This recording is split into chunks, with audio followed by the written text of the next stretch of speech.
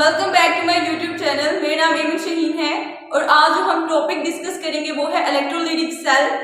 Basically ये एक type है इलेक्ट्रोकेमिकल सेल की। तो हम थोड़ा सा पहले इलेक्ट्रोकेमिकल सेल को देखेंगे, उसके बाद फिर हम इलेक्ट्रोलाइटिक सेल को डिस्कस करेंगे। इलेक्ट्रोकेमिकल सेल डिस्कस हमने करना है। इलेक्ट्रोलाइटिक सेल तो हम यहाँ कह देते हैं, इन हमारा है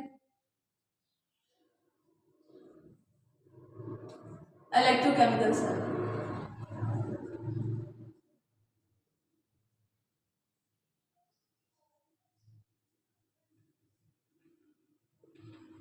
बेसिकली एक डिवाइस है, a device which deals with the conversion of electrical energy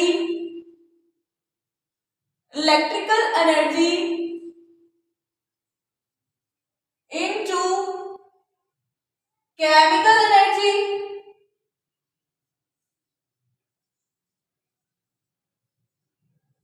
and chemical energy into electrical energy।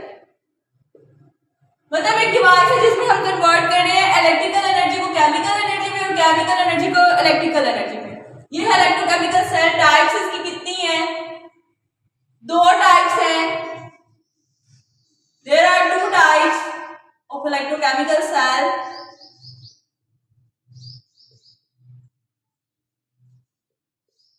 Number one is electrolytic cell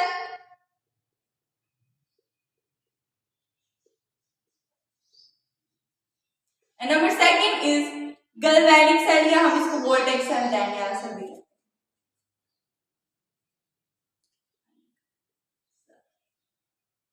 सो जिस तरह हमने डिस्कस किया कि इलेक्ट्रिकल एनर्जी इसमें जा रही है केमिकल एनर्जी में और केमिकल एनर्जी इलेक्ट्रिकल एनर्जी में। तो इलेक्ट्रिकल एनर्जी जो है यहाँ पे रिलेटेड है इलेक्ट्रिसिटी से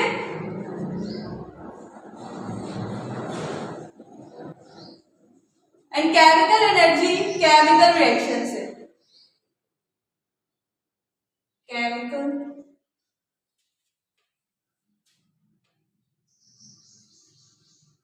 रिएक्शन। अच्छा, अब ये जो हो रहा है कि हमने इलेक्ट्रिसिटी प्रोवाइड की और केमिकल रिएक्शन हुआ, ये जो प्रोसेस है ये हो रहा है हमारे पास इलेक्ट्रोलाइटिक सेल में।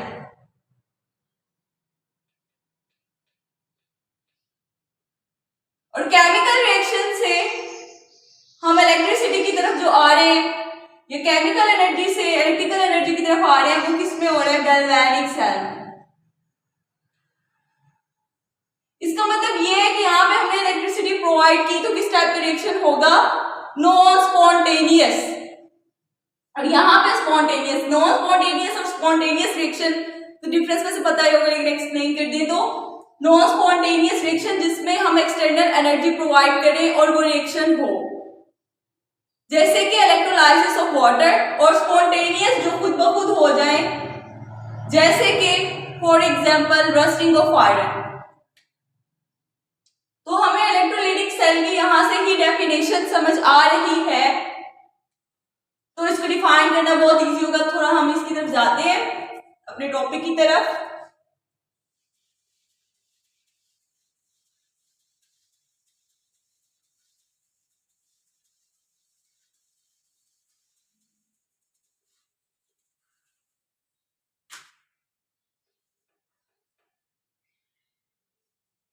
बात हमने कर ली कि नॉन स्पॉन्टेनियस रिएक्शन हो रहा टाइप है ये इलेक्ट्रोकेमिकल सेल की। मतलब हमारे पास डेफिनेशन ऑलरेडी हमें समझ आ गई है इलेक्ट्रोलाइटिक सेल। अच्छा, ये किस चीज से बन रहे हैं? दो वर्ड से। यहाँ पे इलेक्ट्रो का मतलब क्या है? इलेक्ट्रो का मतलब है इलेक्ट्रिसिटी,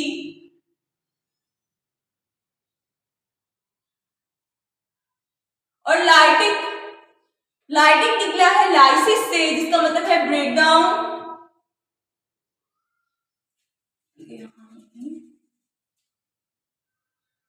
लाइटिक किससे निकला है? लाइसिस से। मतलब क्या है कि breakdown,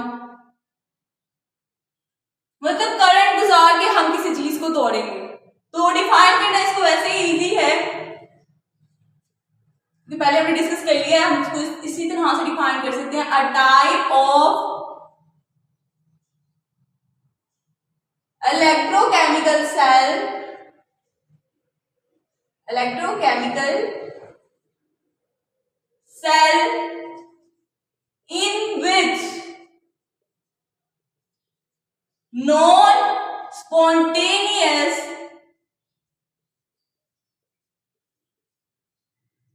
chemical reaction occur when current is passed.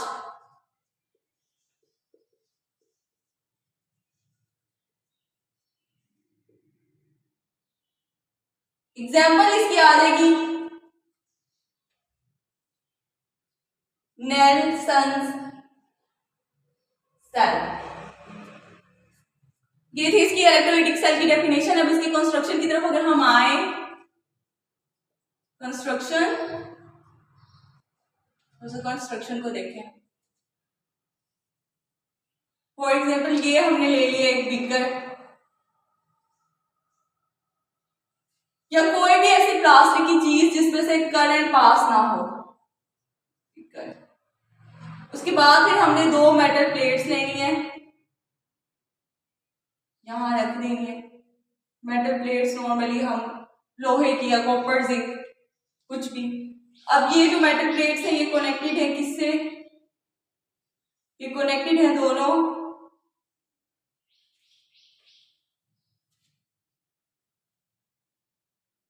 Battery से, ठीक है। यहां पे आ जाएगा पॉजिटिव टर्मिनल, ये नेगेटिव टर्मिनल बैटरी।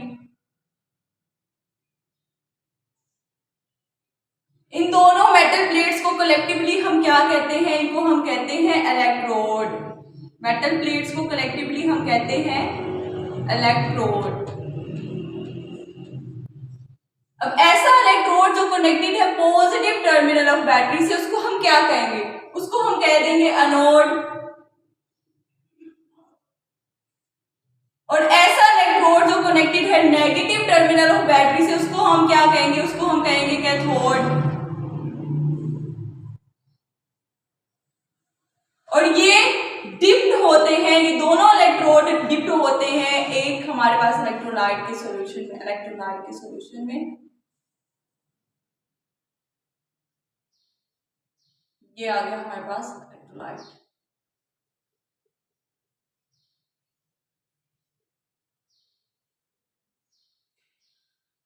अब हम सोचते हैं कि पता नहीं ये इलेक्ट्रोलाइट क्या है जिसमें इलेक्ट्रोड डिप्ड है। तो इलेक्ट्रोलाइट कोई भी खाने का नमक, फॉर एग्जांपल सोडियम क्लोराइड जो है हमारे घर में आम खाने का नमक, उसको हमने लिया और पानी में डिसॉल्व किया तो जो सोल्यूशन रेडी हुआ उसको हम क्या कह रहे हैं? उसको हम इलेक्ट्रोलाइट कह रहे हैं। लेकिन अगर प्रॉपर इसको हम डिफाइन करें, प्रॉपर डेफिनेशन देखें तो any substance when dissolve in water and produce ion and can conduct electricity, उसको इज कॉल्ड इलेक्ट्रोलाइट। उसको हम क्या कहते हैं? इलेक्ट्रोलाइट। मतलब कोई भी सब्सटेंस, सॉल्ट, एसिड बेस, उसको हमने पानी में डिसॉल्व किया, उसमें प्रोड्यूस किए आयंस और वो कंडक्ट कर सके इलेक्ट्रिसिटी, तो उसको हम कहते हैं इलेक्ट्रोलाइट। बेसिकली 3 टाइप्स होती है इलेक्ट्रोलाइट की। स्ट्रॉन्ग इलेक्ट्रोलाइट जो कि फुली डिसोसिएट हो जाए आयन में, जब हमने डिसॉल्व करें वाटर में, फुली डिसोसिएट हो जाए आयंस में और कंडक्ट कर सके इलेक्ट्रिसिटी, ठीक है।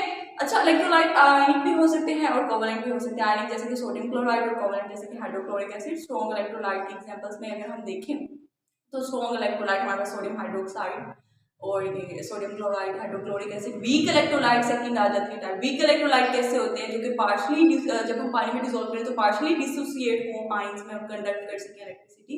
इसकी एग्जांपल में आ जाती है अमोनिया एसिटिक एसिड। और जो हमारे पास नॉन इलेक्ट्रोलाइट ऐसे होते हैं जिनको हमने पानी में डिसॉल्व किया और वो प्रोड्यूस नहीं करते आयन और कंडक्ट नहीं कर सकते इलेक्ट्रिसिटी, जैसे कि शुगर और एथेनॉल। वैसे ये मैंने थोड़ा सा कंसेप्ट के लिए इलेक्ट्रोलाइट को यहाँ पे एक्सप्लेन किया है, बट समझने की बात यही है।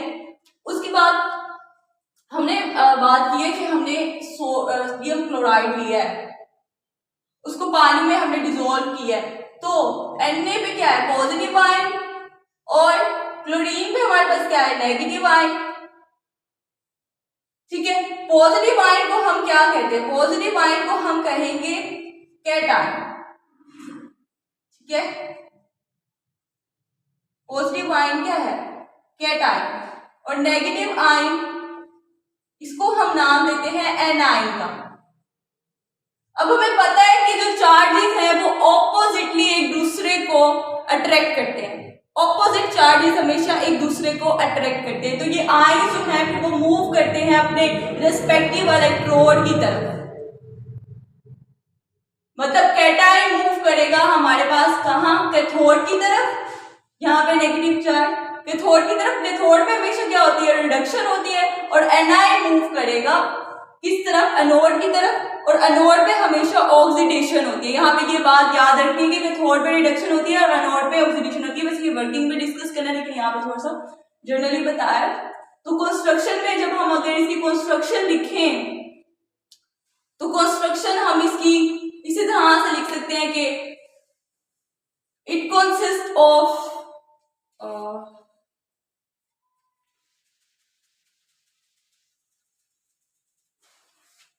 कंस्ट्रक्शन अगर हम इसकी लिखें तो हम लिख देंगे it consist of 2 electrodes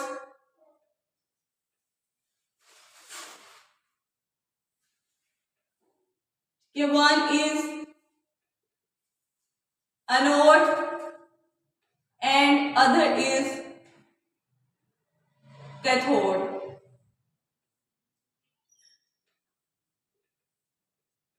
The electrode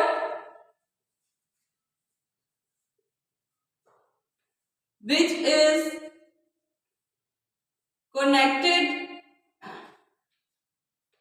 to the positive terminal of battery is called anode, और जो electrode the electrode which is connected to the negative terminal of battery is called cathode. इसके अलावा कंस्ट्रक्शन में हम क्या लिखेंगे, ये क्या कंसिस्ट कर रहा होता है, कंसिस्ट करता है a DC battery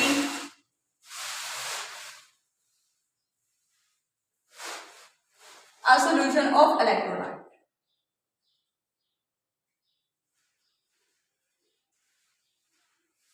थोड़ी सी स्पेस की वजह से इस तरह से लिख दिया है। तो ये हो गई इसकी कंस्ट्रक्शन।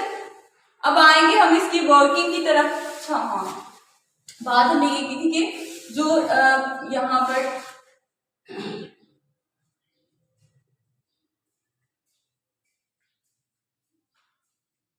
मतलब बात हमें ये की थी कि यहाँ पे जो कनेक्टेड था पॉजिटिव आयन कैटायन जो है वो कनेक्टेड था यहाँ पे हमारे पास कैथोड से, और नेगेटिव आयन यहाँ पे हमारे पास कनेक्टेड था एनोड से। ये वैसे वर्किंग में बताना चाह रही थी, बट कंस्ट्रक्शन में इसको थोड़ा सा बता दिया। अब आएंगे हम इसकी वर्किंग की तरफ।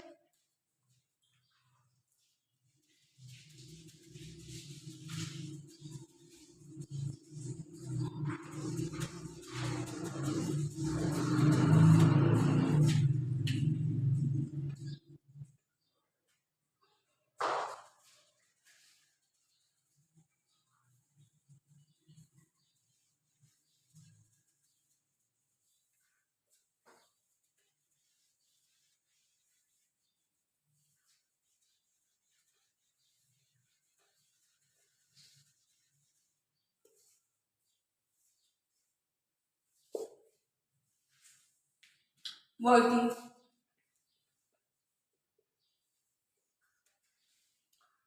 जब हम करंट पास करेंगे through the solution of electrolyte when current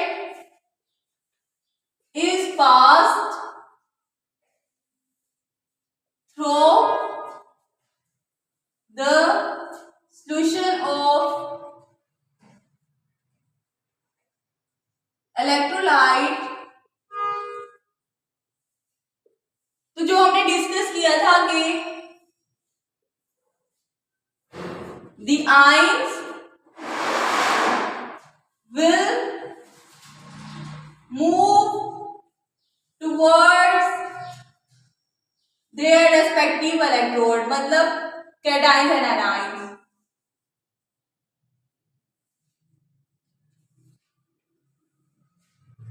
लेकिन फिर भी यहाँ पे समझाने के लिए दोबारा से बता दूँ Na पे पॉजिटिव प्लस क्लोरीन पे नेगेटिव, और हमेशा जो है ऑपोजिट चार्जेस एक दूसरे को अट्रैक्ट करते हैं। तो जो पॉजिटिव चार्ज है वो किस तरफ मूव करेगा, वो करेगा कैथोड की तरफ, और नेगेटिव चार्ज एनाइन जो है वो मूव करेगा किस तरफ, हमारे पास यहाँ एनोड की तरफ मूव करेगा नेगेटिव चार्ज। ठीक है, तो हम यहाँ पे वर्किंग में लिख देंगे कि क्या होता है कि the cation, okay, positive charge cation will move towards cathode. Cathode पे क्या होती है, रिडक्शन। रिडक्शन का मतलब क्या है, gain of electron towards cathode, where reduction occur. यही बात जो है यहाँ पे याद रखने की होती है कि कैथोड पे रिडक्शन होती है और एनोड पे ऑक्सीडेशन होती है। दी एनाइन मतलब negative charge will move towards anode where oxidation मतलब loss of electron, removal of electron. अगर इलेक्ट्रॉन की निस्बत से ऑक्सीडेशन और रिडक्शन की डेफिनेशन देखें तो हमें पता है कि रिडक्शन गेन ऑफ इलेक्ट्रॉन होता है और ऑक्सीडेशन रिमूवल ऑफ इलेक्ट्रॉन होता है। आपका ठीक है। उसके बाद इलेक्ट्रोलाइट हमारे पास दो टाइप्स के होते हैं, एक होता है फ्यूज या मोल्टन, और दूसरी जो है फॉर्म में होता है वो होता है हमारे पास के नॉन एक्वस इलेक्ट्रोलाइट। अच्छा, फ्यूज या मोल्टन इलेक्ट्रोलाइट कैसे होता है, वो ये होता है कि फॉर एग्जांपल हमने सोडियम क्लोराइड लिया, इसको हमने हीट प्रोवाइड की और हीट प्रोवाइड करके हमने इसको पिघलाया, सोल्यूशन में कन्वर्ट किया, तो ये है फ्यूज या मोल्टन फॉर्म इलेक्ट्रोलाइट। और फॉर एग्जांपल अगर हमने इसको लिया और पानी में डिसॉल्व किया, ठीक है, तो वो क्या है, वो है एक्वस फॉर्म ऑफ इलेक्ट्रोलाइट। अच्छा, प्रोडक्ट की प्रेडिक्शन जो है वो इजी होती है। अगर इलेक्ट्रोलाइट हमारे पास फ्यूज या मोल्टन फॉर्म में हो तो हम इजीली प्रोडक्ट प्रेडिक्ट कर सकते हैं, लेकिन अगर इलेक्ट्रोलाइट हमारे पास एक्वस फॉर्म में है तो प्रोडक्ट की प्रेडिक्शन इजी नहीं होगी। तो यही बात हम यहाँ पे लिख देंगे, दी prediction of product is easy when the electrolyte is present in fused or molten form. The prediction of product is not easy when the electrolyte is present in aqueous form।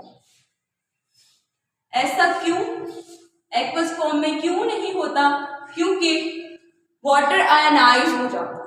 Water के पास H positive और hydroxyl के negative ions हैं, और वो solvent के बजाय फिर as a reactant भी रिएक्ट करता है। इसके अलावा इस चीज़ के ऊपर प्रॉपर एक लेक्चर जो है वो रिकॉर्ड करेंगे कि प्रोडक्ट की प्रेडिक्शंस क्यों इजी नहीं होती इस एक्वस में, और इस जो है वो नेक्स्ट जो है वो एक्सप्लेन करेंगे इंशाल्लाह। तो थैंक यू फॉर वॉचिंग।